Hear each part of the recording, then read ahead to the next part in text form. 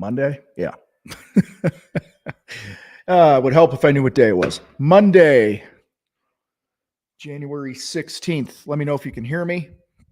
If you're on Facebook, make sure you do all that granting permission stuff to StreamYard so I can see your name. Let me shut down a couple other windows and notifications I have here. But as far as I can tell, I'm live. So here. All right. Hey, Russ, how are you? I just replied to your text. Just saw it. All right, my friends. Rector, what's up, man? Good to see you. Ergonomic Zero, how are you? Guys, let me know who you are, where you're at, something like that. If you would, if you're on here. We like an active chat box. So get your thumbs ready. Mr. Tong, what's up? Good to see you. What's up, San Miguel? What day you on now? John in Illinois. Got New Jersey. Dan the Window Man, Detroit. Anthony, going to be joining Battleground soon. Good to hear that, bud. Hope all's going well, man. I know you're battling. Jake's on day 15 of 75 hard. That's awesome, buddy. This is when your mind starts to clear and you get smarter. Taste of Bag, Indiana. Demo Rex. Good to see you here. We got Toronto. Is that Ilias? Ilias? I probably butchered that, and I'm sorry. I don't mean to do that on purpose. Well, hello, Tim Catroni. Good to see you.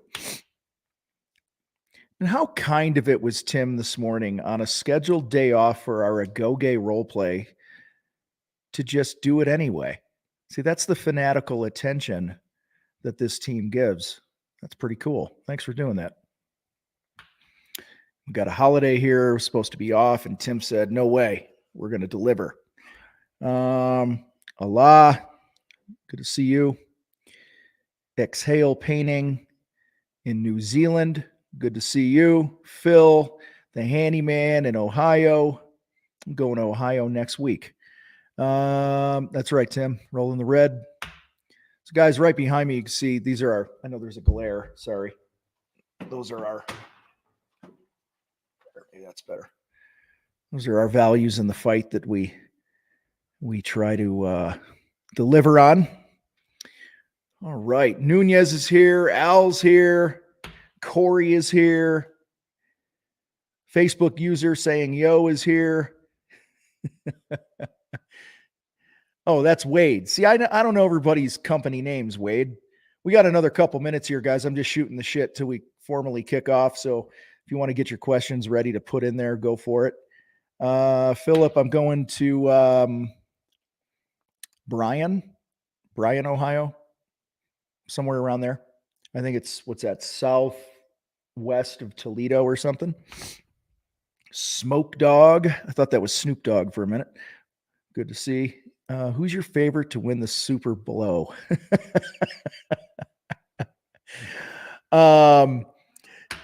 You know, it's yes, Jason, we got your name.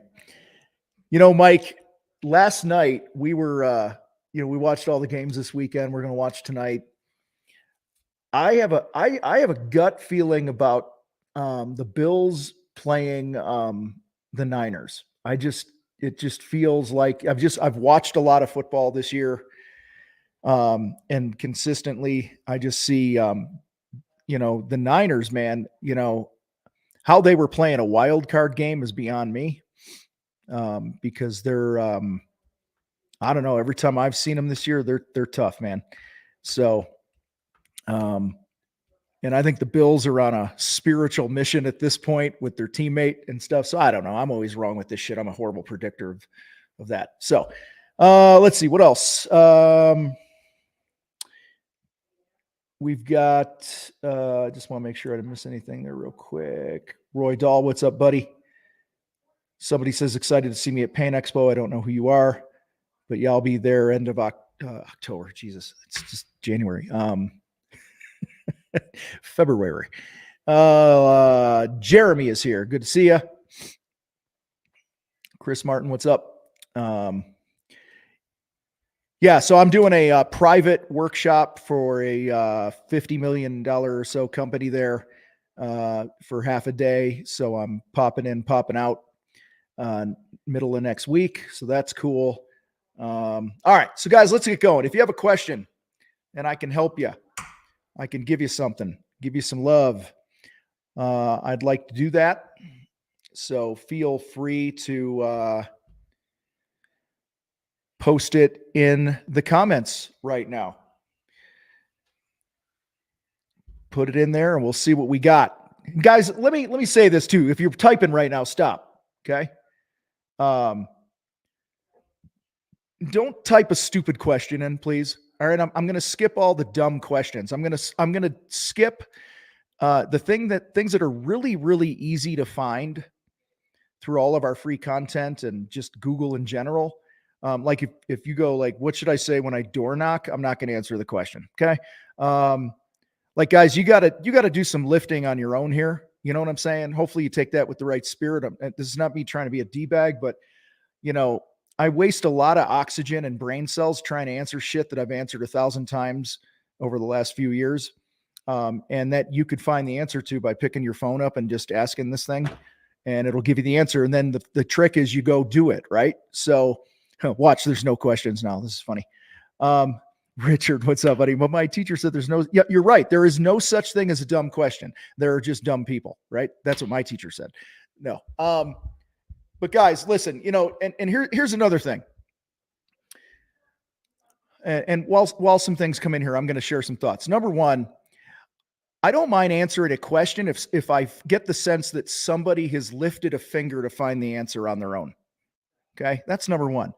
Number two, on the topic of accountability that nobody brought up, but I'm having this conversation a lot. A lot of people are like, oh, I need more accountability. You need to hold me accountable. And I'm like, no, it's your job to hold you accountable. You know, I pay a shit ton of money a month for coaching for myself, and none of my coaches hold me accountable. I hold myself accountable.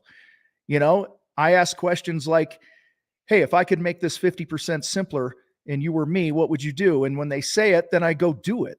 Okay. And so, and they don't babysit me on it. So I just think there's a I don't know, there's something in the air when it comes to this accountability shit, you guys, that I encourage you to take more responsibility for yourself and your own actions, your own calendar, the way you spend your money, the way you spend your time, and all that other stuff. So, Facebook user, when is the best time to hire? I need to get out of the field. Then get out. Number one, the best time to hire is every day. Okay. I don't know who's asking this question because you didn't follow the StreamYard instructions to grant me your name. So it is what it is. But guys, I want to make it very clear that I personally think if you're a one-man operation and you start your business today, you should start recruiting today. Okay. Because you are only going to be able to work, even if you wanted to stay a small business, you're only going to have so many field production days yourself, you know, available to you, because you're going to get sick. Your kid's going to get sick. They're going to have a car issue. You're going to have to tap out, leave the job site. You're going to have to, you know, you might want to take a vacation now and then. And you can only, when you're a one person or small company, you can only make the amount of money that your capacity allows you to make. You know what I'm saying? So if you want to make $500,000 as a painter and you're a one-man show, that ain't going to fucking happen. So I don't know who asked the question. That's totally cool. But I just think, you know, the best time to hire is now, let me rephrase. Best time to hire is when somebody fits your culture and they have great character. Okay. Let me rewind and just regroup. Okay. You should be recruiting from day one. You should be recruiting every day. All right. Because it is just like clients, you guys. You're recruiting for clients every day with your marketing strategy and the plan that I know that you're all implementing. Okay. But that doesn't mean that everyone is your customer, nor do they want to work with you and you don't want to work with them. So you're going to vet each other, but the recruitment needs to be happening all the time. Best time to hire when you find somebody that is great character, that buys into your vision, and you can show them what's in it for them to be part of your team. Then I would hire them. And a lot of people are afraid to hire. They're like, oh, I can't. I'm talking field people here right now. Oh, I can't afford to hire somebody in the field. Well, you can if you price your work right, you guys. I mean, it's not a complicated thing. And so hopefully that guides you a little bit here. Let's see. Best systems to automate, Jeff Adkins. I need a more specific question. What do you want to accomplish? You got, again, guys, clarity is king. Clarity and consistency. If you don't know what exactly you want to accomplish, then don't start trying to implement a system. Okay. So for instance, if I'm starting a business from day one today, the number one system that I'm going to create is a sales system. I am not going to drive any leads to my business unless I know what I'm going to do when they get there. Okay. Last thing you want is a bunch of leads coming in and you don't know how to sell them and convert them. All right. So that's why we talk so much about sales here in the fight. Okay. Ergonomic Zero. How do you get and stay motivated when you are in debt, have hardly any jobs lined up, and mountain of admin, boring tasks to deal with? I know I have to dive deep on setting up systems and get going. No, fuck your systems right now. You need to sell. You need oxygen. And guys, when I say fuck your systems, you guys, it doesn't mean I'm saying that systems are not important. Okay. You have systems right now. Every one of you has systems. They're just mostly unintentional systems.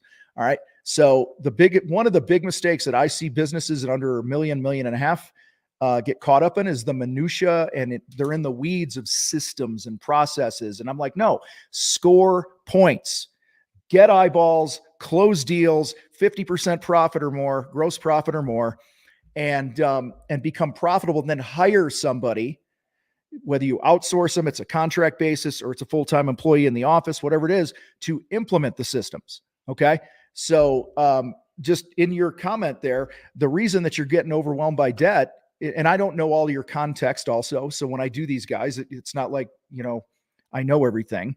But I've dealt with many of these things before. It's hard to be motivated when you have an anchor of debt around your neck. Well, the fastest way to get the anchor of debt off your neck is to build your brand and sell shit at the right prices, and don't do work at all that's not going to make you money. And that creates momentum, and it just helps your mood and all that other shit when you just feel like you're making some progress. And then you got to be really disciplined to pay that shit off. And just know that on the other end of this, I was talking to somebody this morning that I coach. He had, it was in the tens of millions of an issue that he had that was hanging over his neck. Okay. I mean, that's a big thing. And he's like, man, it's hard to get out of bed every morning. And it was a legal issue is mainly what it was. It wasn't like shitty debt. He had this legal issue and he was possibly getting sued for tens of millions of dollars. And we just helped him to stay focused on stacking the wins, control what you can control each day. Ergonomic Zero, get to the point where when you look in the mirror at night, you're brushing your fangs, you could go, I did everything I had control over today. It's as simple as that. Did I do what I had control over? Did I send messages? Did I reach out to past customers? Did I prospect? Did I do some sales training? Did I shake hands, kiss babies, hand out business cards, create content, all the different things? So right now, dude, and understand big picture, of course, systems are amazing. They're important. And even when you're small and you start out and I said, focus on sales first, then a marketing plan, that's a sales system. So if you're going to do a deep dive on setting up any systems right now, it would be your sales system. How are you going to get the cash register to ring every day? That's the only thing you need to be concerned with right now. And just understand that this season of your life is going to pass. I've been bankrupt before. It sucks, fucks with you. You have a lot of head trash before, during, and after. And a lot of you guys that have debt hanging around your neck, you know what I'm talking about. And you just have to keep showing up, stacking the wins, and have the long game perspective that I might have gotten into this quickly, but I ain't going to get out of it quickly. And that's just what it is. John Loudon, what's up? Amazing human being. You guys need to know him. Once the hourly rate sheet is established on the worksheet, should that be doubled? Yeah, we're getting rid of that, John, because of this question. 100 out of 100 people that look at that sheet send that message because they're confused. For so long, we've preached, figure up your direct job costs in the field and double them for your sale price. People are doubling this number and they're pricing themselves out of the running. They're charging twice as much as they need to sell or charge. This sheet was designed for like handyman, hourly guys, just understanding what it costs you per hour to run your business. And the sheet you're working through is accounting for all the other things that the doubling your prices would have paid for. The only thing you would need to add on top of whatever number you came up with would be whatever you want to charge for materials. So let's just say your rate was $100 an hour on the sheet, and it's a 10-hour job. You'd charge $1,000 for labor, add whatever for material, and sell the job at $1,500, $2,000, $3,000, whatever it is, knowing that all your field labor, the money for overhead, the money for net profit is all recovered in your hourly rate. So let me hydrate.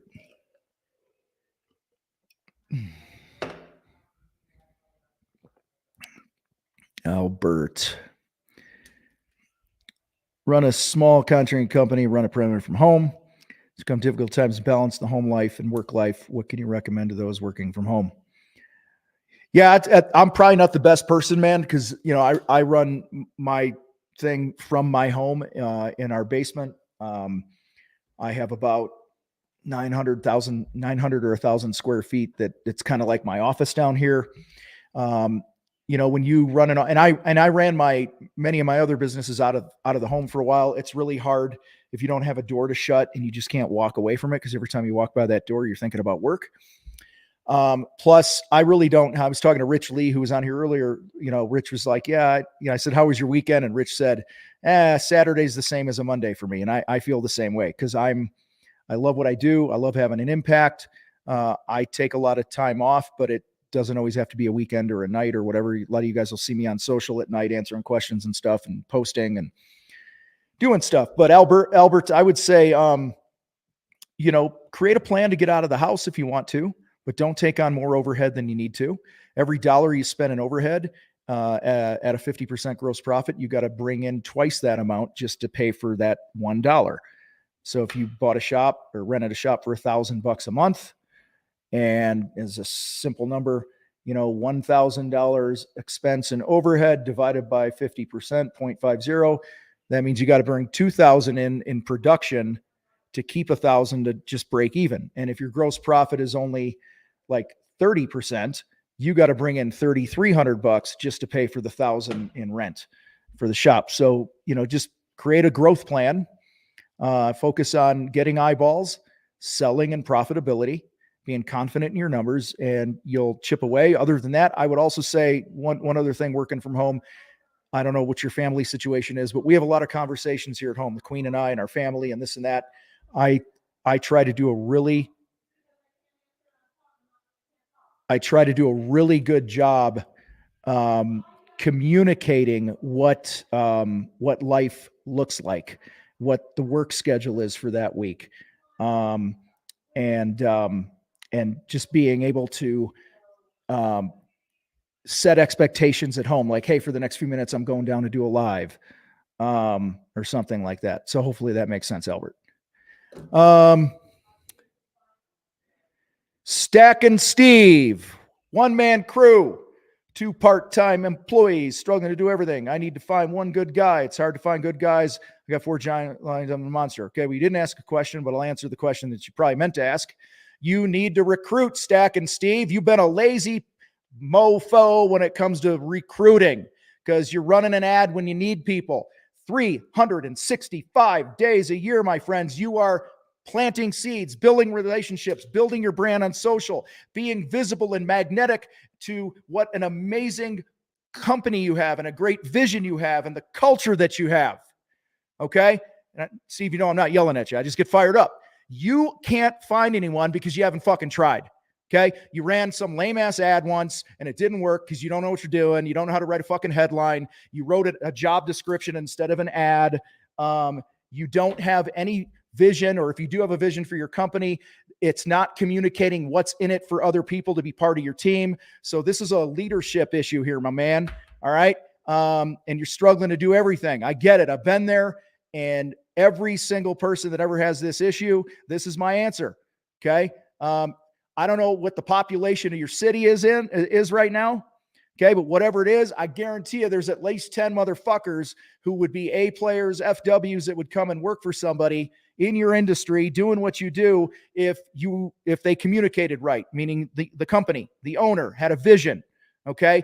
Here's a lesson for everybody on recruiting. Okay. Pay attention, get your ink sticks out. Okay. I don't care if it's a social post, an ad, a careers page on your website, a speech you do in front of a group of potential employees. It doesn't matter. You have to make the case of how my life will be better by joining your team. I'm going to sweat, bust my ass, work my ass off, bring my skills, my experience, my character, all these things to your company. The biggest failure that contractors have, you guys, with this hiring thing is you are not making the case for why the fuck somebody should spend 1 minute of their existence in the universe with you and your company. All right? Hopefully that makes sense. But guys, that's all it is. Why will your life be better if you come be part of my team? What chaos will be eliminated? What financial milestones and goals will you hit in your life by being here? How will your happiness level change? Your family change? Okay. Will your life overall be better for working here? When you guys figure out how to communicate that and do it consistently 365 days a year in your recruiting, you will never have a problem hiring. All right. Stack and Steve, you know I'm not yelling at you. I'm just passionate. All right. And if your butt hurt, not my fucking problem. All right, here we go. Abel Lopez, window business. Many options, windows, doors. Hard to get prices without saying, oh, fuck that. I'm calling a timeout right now, Abel. All right. That's because you haven't been trained on how to communicate with people and talk to them. Okay. I'm going to give you something right now. I call you for windows. You call me up. You go, Tom, do me a favor. I got like 400 trillion ways that I can talk to you about your project. Send me a couple pictures of your house or give me the address. I'll pull it up on Zillow and let's have a conversation. Ring, ring. We're back on the phone. All right. Hey, you dig into their motive, the pain, what's motivating you to want to get new windows. Okay. When you take that all in, then you simply bracket it. Hey, listen, I got a $200,000 option and I got a $50,000 option. Which conversation would you like to have? Okay.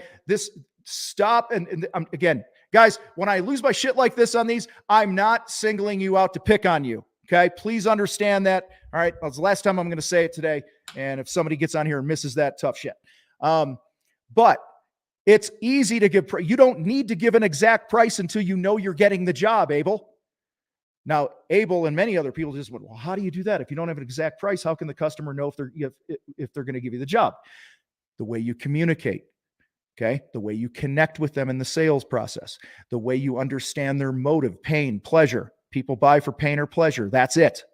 Okay. When you connect with that, you can speak in broad strokes with people and just say, hey, listen, the last thing I want to do is, itemize or come up with a bunch of products or services here that aren't a fit for you. Maybe you're looking for a simple vinyl window option because this is a rental property. And I'm thinking you want these gorgeous, high-end top level windows that are out there. And we're just not on the same page. So help me understand how I can help you the most. Abel, when you learn how to do that, I don't know what you're making now, but you can 20x it. Okay. Minimum, you can 20x it. All right. It ain't rocket science.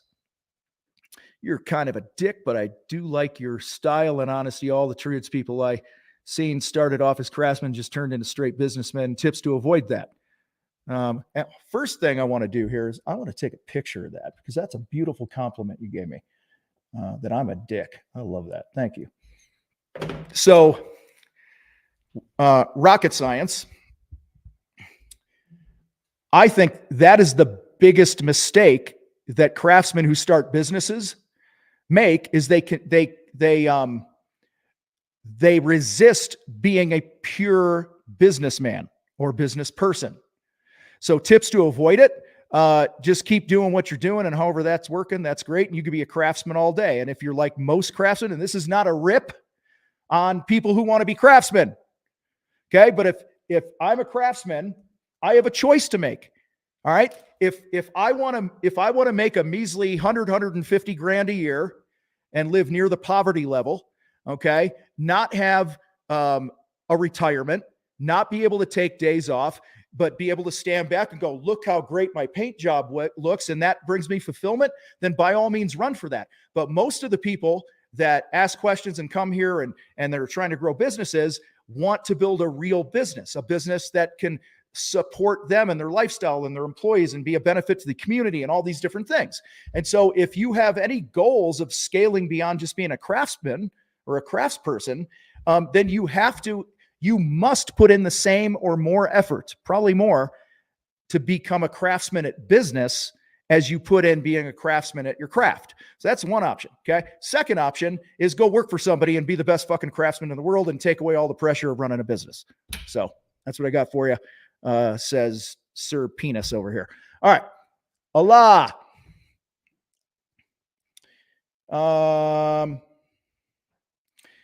So two-part question. This is a great one. I love this because I shoot this down all day. And I can connect you with 50 people that are general contractors that can shoot this down. Meaning not trying to shoot you down, but just this idea here. I started up my general contracting company in home improvement. You refer to get a 50% gross profit. I checked with some of my client working as general contractors, and they told me the maximum is 20%. What do you think the proper percentage I can apply? Whatever the fuck you want to charge, you can charge. When you learn to communicate, build a strong brand, position yourself as an expert, and communicate with people in the sales process, and you deliver an amazing experience, the sky is the limit. Okay. So that's the word on the street. If you follow me on Instagram, if you don't hit the bottom link there, just go to Instagram at Real Tom Reber. I do stories and stuff where I take screenshots of our Battleground members. Guys, they're general contractors who subcontract everything out, doing 40, 50, 52, 55, sometimes 60% gross profit. That means if your painting sub says it's 10 grand to paint the remodeling project, you're charging at least 20 grand. Okay. It happens every day in our community. All I could do is point to all the evidence. I'm not here to, sit here and twist people's arm and go, please believe me. But you charge what you need to charge to deliver an amazing experience and to fulfill the vision that you have for your company. This is one of the reasons that most people fall into this, you can only get 20%, is they give a shit what the going rate is, number one. Number two, they're comparing their numbers and what they should charge to all the other broke motherfucking contractors that don't have anything to show for all their hard work for a whole career.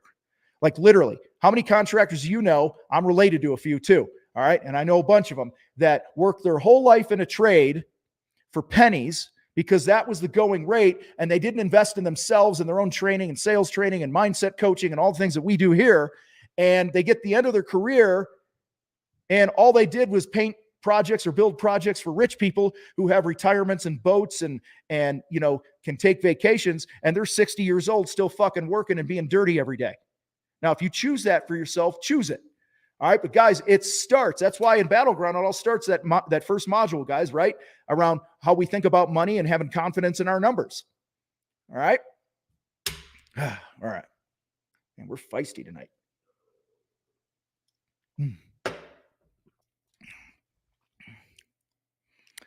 Goran Person, I think I said that right. Good to see you. I'm a trained civil engineer and want to start working remotely. Are there any good services I can offer construction contractors by working from remote? I have 6 years experience from Sweden. Dude, I would start building relationships. The only way you're going to know is reach out, talk to some contractors, general contractors, GCs, things like that, and go, hey, I'm a civil engineer. Ask the same question, but don't just email it to them, because if you're like me, they're going to block you and then delete it and never let an email from you come through again, because I don't respond to shit like that. However, if somebody sends me a video, hey, Tom, I saw you on LinkedIn here or whatever. I see that you build homes. I'm a civil engineer. I'm curious, could I have a 5-minute conversation with you? I'm looking to offer some services to general contractors. I'd love to pick your brain for a minute. See, everybody wants their brain picked in a sense, guys. We all want to share how much we know. So Goran, I would highly just, this is boots on the ground, grassroots conversations. And then meet the need from there. Figure out what the need is first, then meet it. Yeah, Gina would know, having a home office, you need to be disciplined. Don't get distracted. I'm just scrolling, looking for question marks.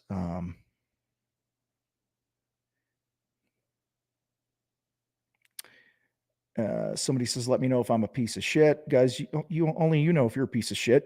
What's your conscience telling you? Okay, and seriously, guys, we all don't look to anyone else to tell you that you're not and to validate what you want to hear. You know or you don't know, right? Usually in my life, when I reach out to somebody, I go and ask a question like, I've been on this workout plan or this diet thing, and and I had 2 days where I just, kind of blew it off. I'm still okay, right? I'm looking for them to validate my mediocrity when the truth is my own self, my own, what's the word? Spirit is telling me I fucking didn't do what I committed to doing. So, there you go. Yeah, Al says, what's wrong with being a businessman? Tom here, one-man crew, would prefer to stay that way. Should I register my business as a sole proprietor? You should talk to your CPA, Tom.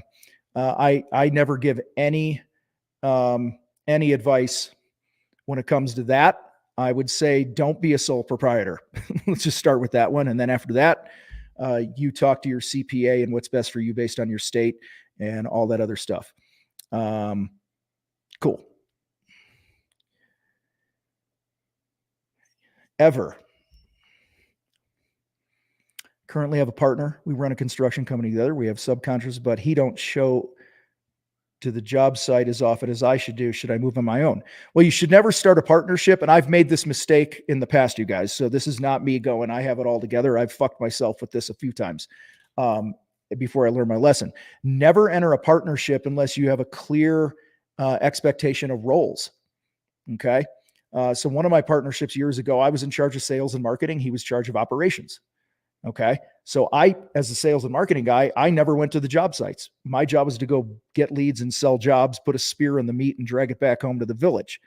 And his was to train the crews and to, make sure that, everything was dialed in there. We were hitting our job budgets and this and that. And him and I would, it's not like I never went to a job site, but I think you need to first sit down with your partner and say, hey, we got to figure this shit out before it gets out of hand and before we hate each other. And the other thing is don't partner with somebody that has the same strengths as you, because you're just multiplying those. You're multiplying your weaknesses. And then I would say be very clear about the expectations.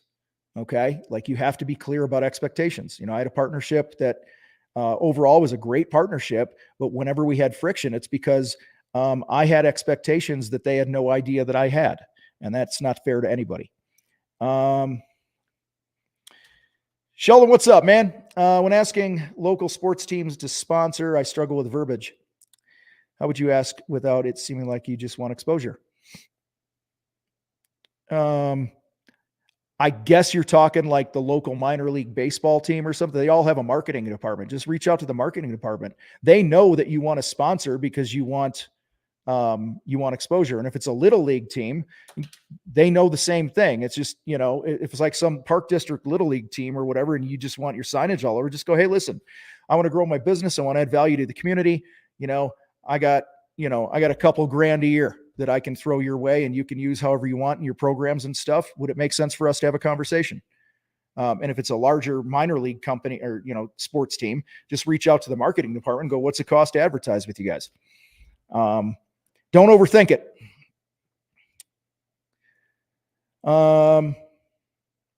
Ben Garcia, hi Tom, currently getting leads from a company called Premium Home Service. They don't charge me for a lead, only charge 30% of the profit. Do you think that's fair? It's fair to them, and you're getting bitch slapped around if that's what you're charging. So that basically, if you're doing a $10,000 job, and let's say you're getting a 50% gross profit, that would be $5,000 left times 30%. You're giving 1,500 to them. That's an absolute, you are getting hosed. I would cut that tie immediately. I would invest that money into building your own brand, your own website, doing all the free things that I've talked about in the fight that you can do with a fucking cell phone and social media. And I don't know where you live, Ben, but I love you, man. I love you, brother. And if I don't hear that you dump these fuckers, okay, like now, I'm gonna get on my big wheel and I'm gonna ride my ass to wherever you are. I'm gonna slap you in the face. All right, no, I'm just kidding you. Again, I don't know all the context, but what you're giving me there, you are getting killed, and you will never, ever, ever make money that will change your family. Okay. You are a slave to them, because the minute they shut that off, let's just say they go away, they get sued like Service Magic did and Home Advisor and Angie's and all these other things that always have these reoccurring lawsuits and shit. Guys, anytime you're paying other companies that own the leads, I'm not talking like hiring CGN and them building you a kick-ass website that gives you leads. Okay. I'm talking when you are hiring a third-party lead source to do the shit you should be doing as a business owner, and building your own brand and building your own racetrack, if you want to call it that, where you play by your rules and not theirs. Anytime you hire a third party thing and that's your main lead source, I think you got to have a serious adjustment, like immediately. Okay.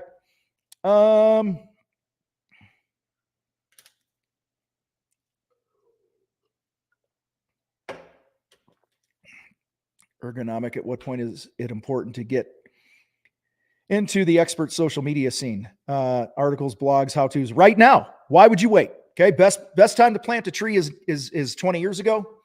Okay. Because you'd have shade right now. And the second best time is today. Let's see. Currently getting jobs. Oh, I just answered that.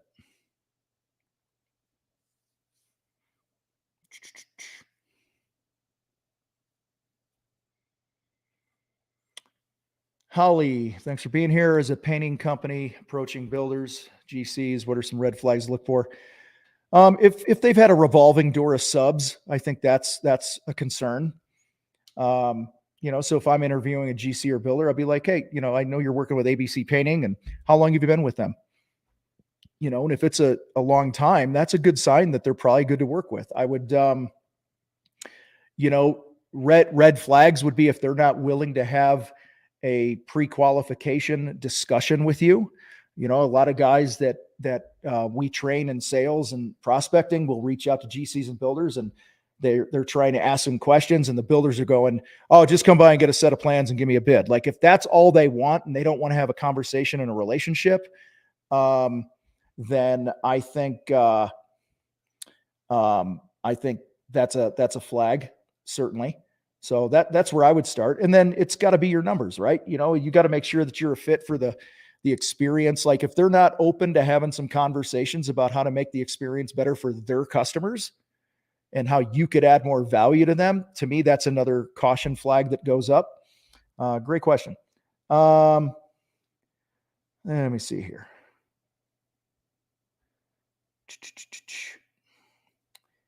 And Stucco Superstars. So many leads coming through, and I need a fast way to send their estimates quickly after I've gone to their home and measured. What would you recommend we do? Beautiful stucco work. All right. So if I'm you, I'm joining Battleground, because we're going to teach you to not how to run to all those houses and type up bids for people that are never going to hire you. I just think it's a total, this is a sales issue. This is a sales process issue. So, guys, it is not a numbers game. Okay. It is not. I want to spend my time with the right prospects. Okay. So the only time I want to go to a home is when I know that we're on the same page with the money. Okay. That we've had a conversation that it's going to be in this range, and this is kind of where we're going to try to stay. And here's the value I'm going to bring. Here's your motive. And we have this whole 5-step process that I'm not going to go into right now. Stucco Superstars. So, To me, this is a sales process issue. A lot of people, when they get all these leads and stuff, they go, I got to hire another salesperson. When in reality, no, you need to learn how to pre-qualify better and have a better sales system that will in turn, weed out the tire kickers, weed out the people that would never be your ideal client. And this also comes back to even marketing, right? You want to market to your ideal client with the right messaging and shit. So thanks for the question. Gorilla Crete Nate, what's up, man? Partner, best friend, 32 years. We know our position, work, individual strengths. Our business couldn't be what it is right now without either one of us. We leave our ego at home and go out every day with the same goal. And we know how to reach common ground. Yeah. And I love hearing that. See, I'm a fan of partnerships overall. Once you learn some of the lessons you have an open conversation with each other frequently. So, I've had businesses that they all start off that way, right? Every business for the most part starts off just like Nate described.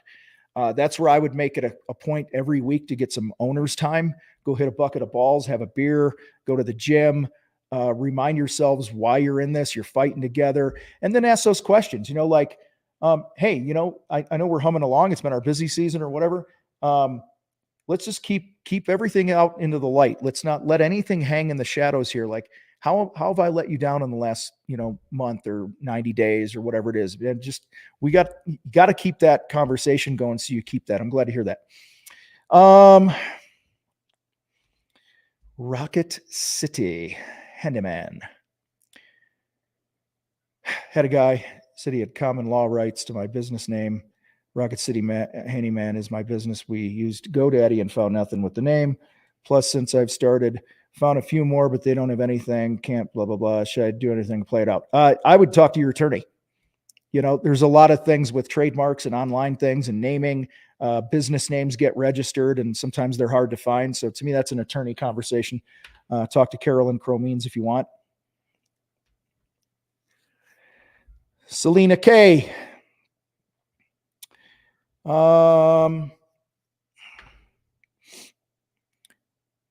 Who do you need to reach out to? What marketing is most effective to get into building luxury homes, commercial projects like dental offices? Well, again, I don't know all your context, but I think you need to, who are the people that want luxury homes and those types of commercial projects? And you need to create a marketing strategy that speaks to them and attracts them and that positions you as the best and only option, as the expert in that niche, So that's a massive marketing question. It's not so much who do you reach out to right away. It's you got to identify who your clients are, who your ideal clients are, and start creating content that is attractive to them. Mr. Joseph Wright, what software is best to handle quotes and customer data? The two go-to here in the fight that we just have great relationships with are JobTread and Estimate Rocket. So I would talk to them and do a demo with each.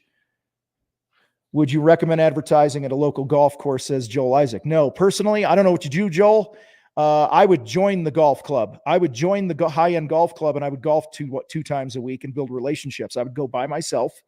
So I was a single who had to join like another person, and now I get to meet people in the club.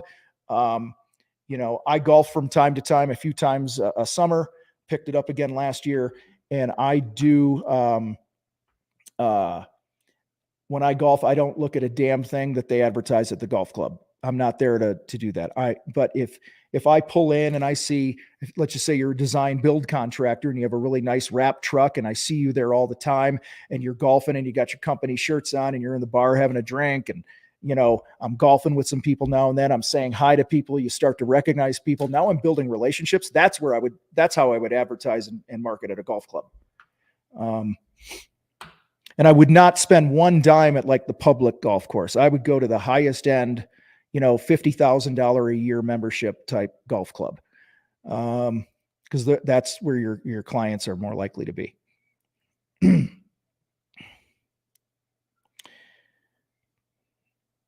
Hardcore Raider backed in something about installing a door at some crazy high price. Thought I was crazy. Now I install where I charge this and blah, blah, blah. Awesome. Glad to hear that. You're welcome, Kelly. You're welcome, Nate. Did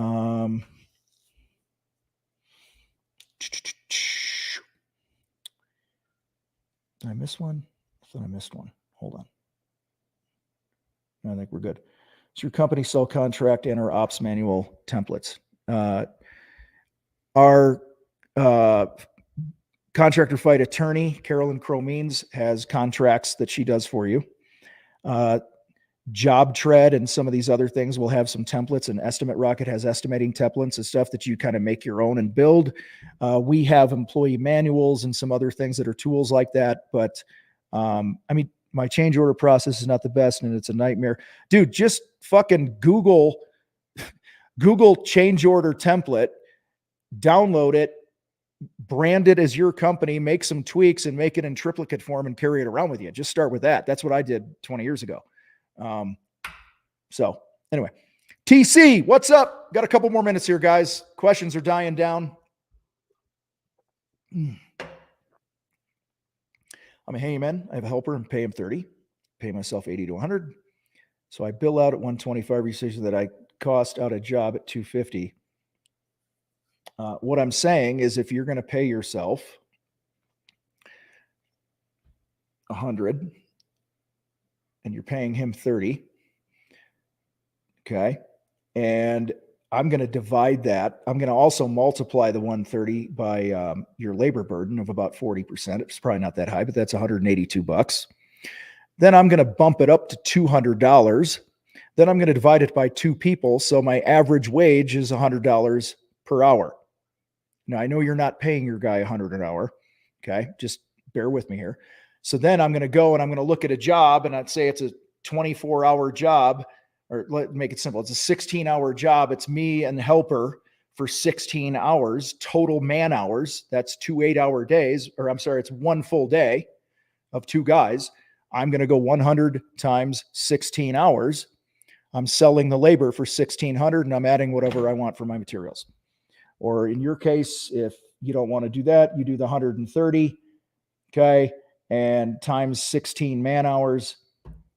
Oops, 130 divided by 2 is 65 an hour times 16. You charge $1,040 instead of whatever my $1,600 was, and then you add your material. And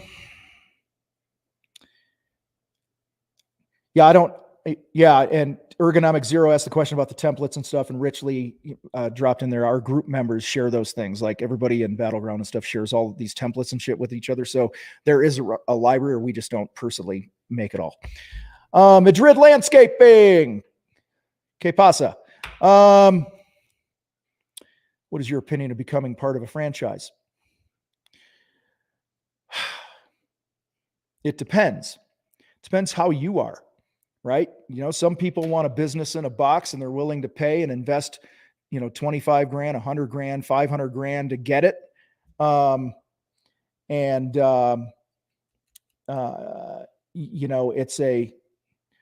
Ravim, you're right. I forgot it on that $130, both those examples. So on the $130 from TC Handyman. All right. I got 2 guys and together we're 130 an hour. All right. Times an 8-hour day. So it's $1,040 for the both of us. That just pays our wage. Thanks for reminding me. Okay. You got to double that. That's what you charge for your labor. And then you add material. Good catch. So Madrid, it depends. It depends how you're wired. You're going to pay, like, guys, seriously think about it. We've probably all paid at least the amount of money it would have cost us to get into a franchise in our own education and business. Right. And so, I think it comes down to personality type. I'm way too entrepreneurial to follow someone else's process. That's just me. I know some people who do really well with it. I will say this, I would rather build something that's mine and I don't have to play by the rules of the corporate office. I'm not saying all franchises are bad or it's not good for some people. It depends on your goals, your skill sets. But I will tell you this, that almost every person I know that's done a franchise After about 2 years or so, they're kind of done with the franchise because they don't feel it's of value anymore. And they get sick of seeing 10 or 12 or 15% right off the top go to them. Now they have a call center and they provide leads. And so I get all that. Okay. But anytime a franchisee wants to do something marketing wise, they got to jump through red tape and get approvals, which is right for the franchise. If I'm the franchise, I'm doing the same thing because I want to protect my brand. Okay. So, anyway,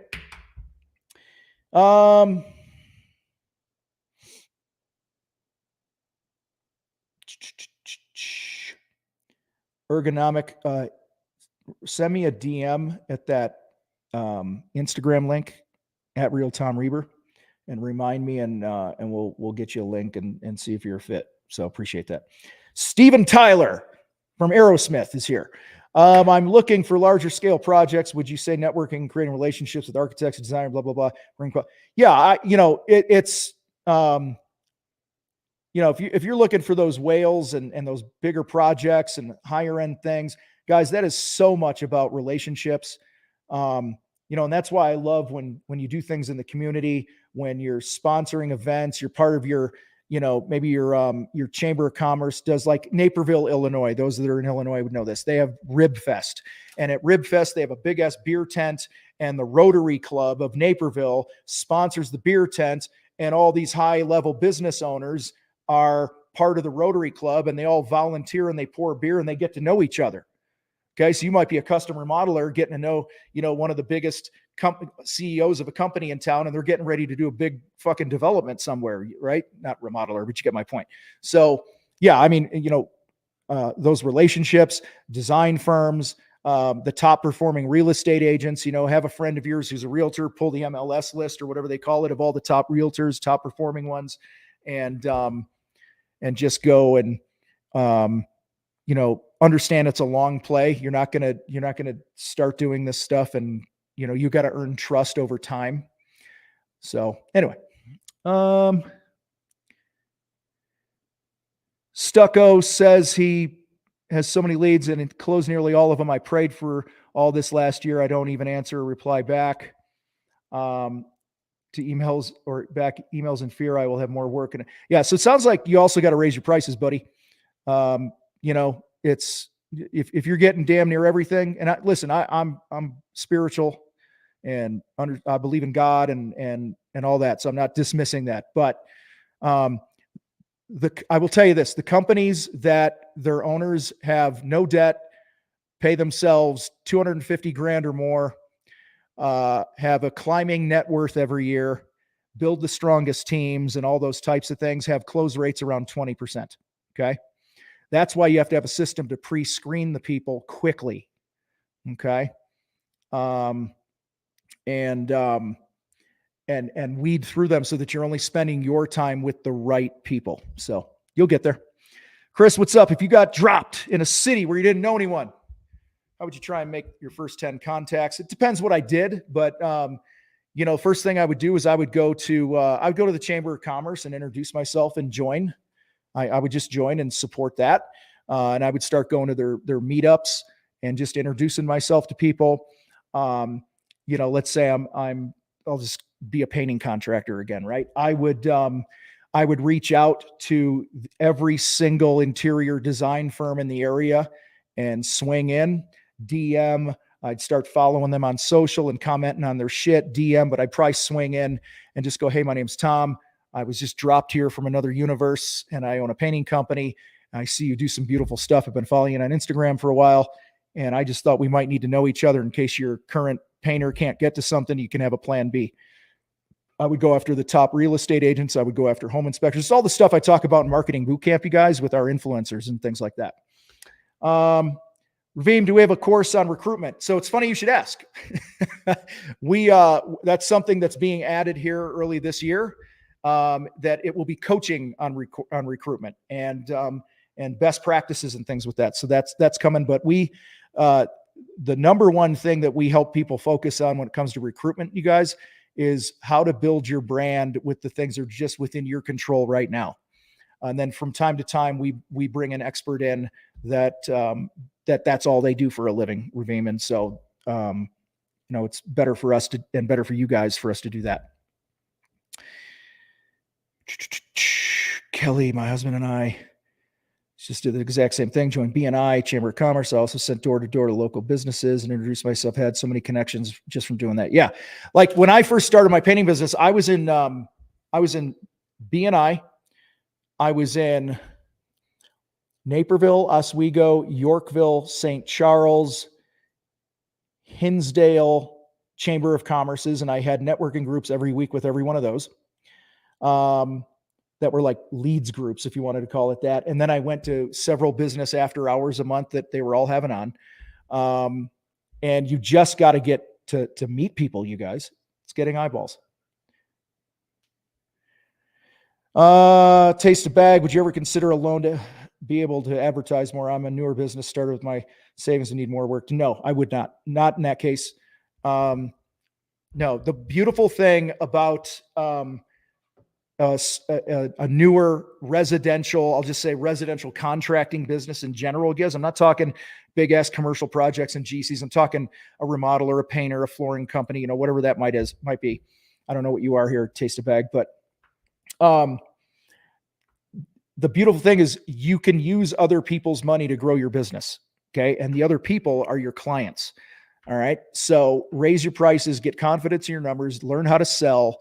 There are plenty of things. There's probably about 20 things you could do on a daily basis that take you about a half an hour or an hour every day that will drive leads to your business, and you won't even need to pay for them initially. Now, when you want to scale and do some of those other things, then you get into assigning a part of your profits or revenue to your marketing budget. But I wouldn't be spending shit on advertising until I figured out how to sell. I was getting at least a 50% gross profit, and I maximized my personal efforts to get the phone to ring. All right, a couple more minutes here. I got to go. Taste a Bag is a plumber. Oh, yeah, hell yeah. Dude, you're a high demand thing. I'll tell you right, if you had to drop me in a location right now and start a new business, I have zero experience in plumbing, but I'd probably be a fucking plumber or an HVAC company, because those people always need water. They always need heat or air. That is, and when, I mean, shit, man, you can fucking crush it. Just shit on social media alone, man.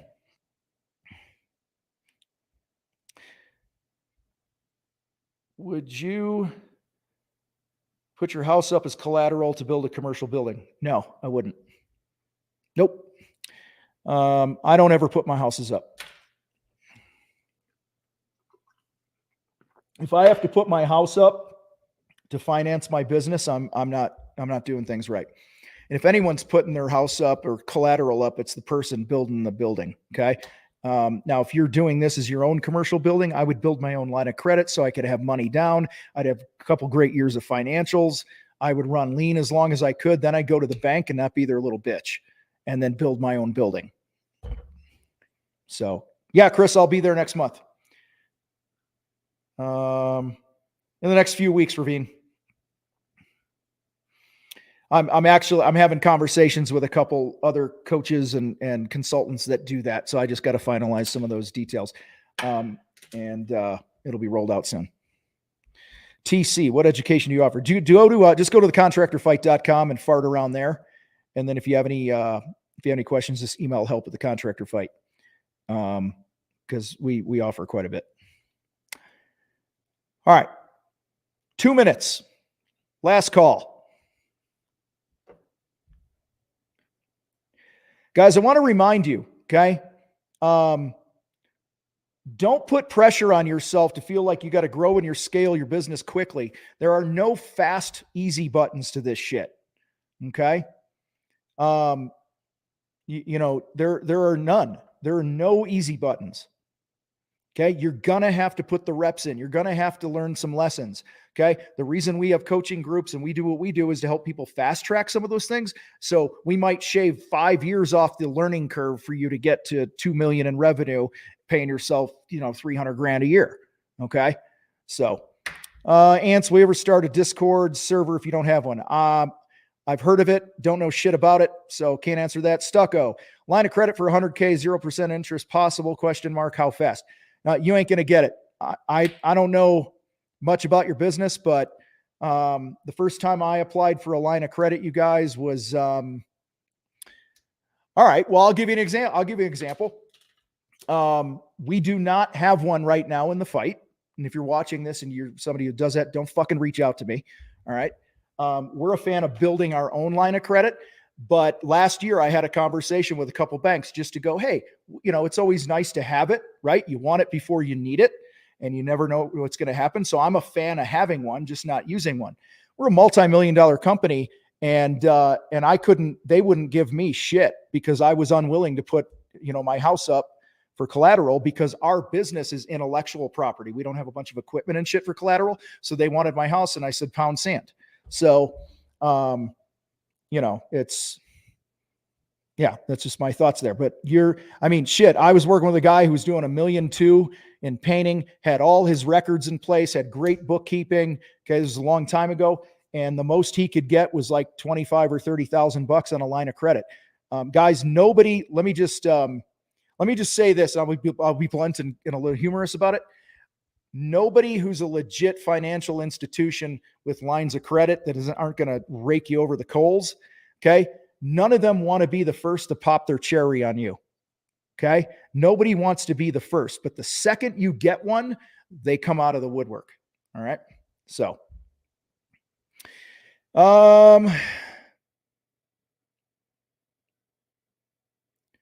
CB, how much of your cash flow would you dip into build a commercial boat? I don't know. I don't know your situation. So, I don't know how strong your company is.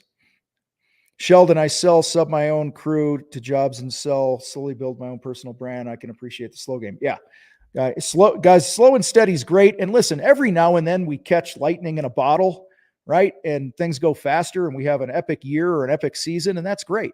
But that's really rare. So let's just make sure we're blocking and tackling and we're getting base hits and we're not doing things that hurt us, not making stupid mistakes, not risking, things. A lot of guys get into trouble because they risk way too much than they should because they're impatient.